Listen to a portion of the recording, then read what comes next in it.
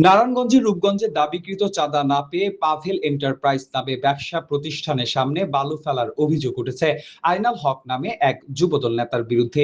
এ সময় বালু ফেলার বাধা দেওয়ায় হামলা নয়ন মোল্লা নামে এক ব্যবসায়ী ও তার স্ত্রী সহ 10 জনকে আহতদের ঘটনা ঘটেছে। রোববার সকালে উপজেলার তারাবু পৌরসভার বরাবো এলাকায় এই ঘটনা ঘটেছে।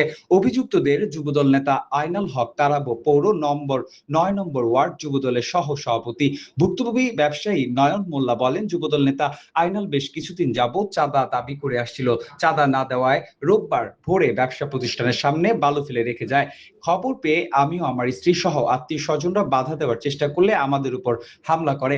হামলায় আমি, আমার স্ত্রী পারভিন সুলতানা, মোমেন সুমন, রোকন হাসান, জাকারিয়া সহ 10 জন আহত হয়। এই হামলার ঘটনায় সুস্পষ্ট বিচার চাই। আহত স্ত্রী পারভিন সুলতানা বলেন, দীর্ঘদিন যাবৎ যুবদল নেতা আইনাল আমির স্বামীর কাছ থেকে 5 লক্ষ টাকা চাঁদা দাবি করে আসছিল। চাঁদা না পেয়ে দোকানের সামনে বালু ফেলে রাখে। এতে বাধা দিলে আমার উপর হামলা করে। এ হামলার বিচার চাই। অভিযুক্তদের যুবদল নেতা আইনাল হক বলেন, আমার নামে যে চাঁদাবাজির অভিযোগ করেছেন এটা সম্পূর্ণ মিথ্যা ও বানোয়াট। 2018 সালে ব্যবসায়ী আমাদের কাছে জমি বায়না করেন।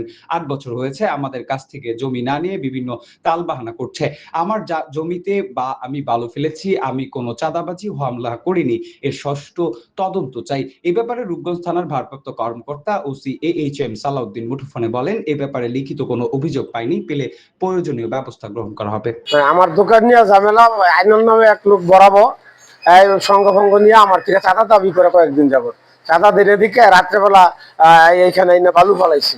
তো বালু ফলাইছি, আমরা খবর পেয়ে আমরা সকালে সবাই আসছি, আত্মীয় স্বজন, আমার ওয়াইফ, আমরা আসছি করে আমরা এই শাটার খুলতে গেছি, বালু সরাতে গেছি।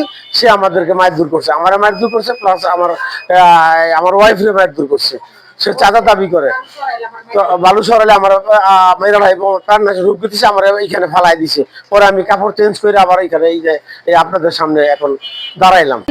আইনাল নামে যুবদলের নেতা আমারে বলছিল যে কিছু টাকা পয়সা দেন, আমার একজন লোকে আমার পালে এই জায়গার ব্যাপারে, যে মালিক টাকা দিয়ে পারলে আমি এর পক্ষে কথা কই, আপনি আমার টাকা দেন, তাহলে আমি আপনার পক্ষে কথা কমু। যদি না দেন তাহলে আপনি দোকান প্রতিষ্ঠান চালাইতে পারতেন না, আমি বাইর করে দিমু।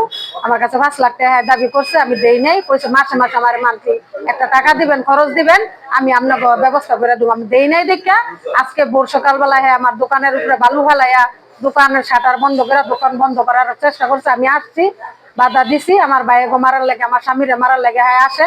আমি সামনে যাই, মোকাবেলা করে সে আমার উপরে আঘাত করে মানে আমার দোকানদার বন্ধ রাখছে। আমি এটা সুষ্ঠু বিচার চাই।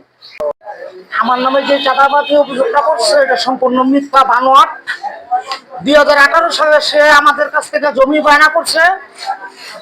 আজকে 8 বছর হচ্ছে সে এই জমি রেজিস্ট্রি করে নেয় না, আমাদের টাকাও দেয় না।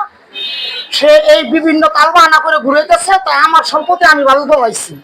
এখন আমার সম্পত্তি আমি বালু ফেলা না, যদি এই অভিযোগ করে তাই এটা সম্পূর্ণ মিথ্যা অভিযোগ করছে।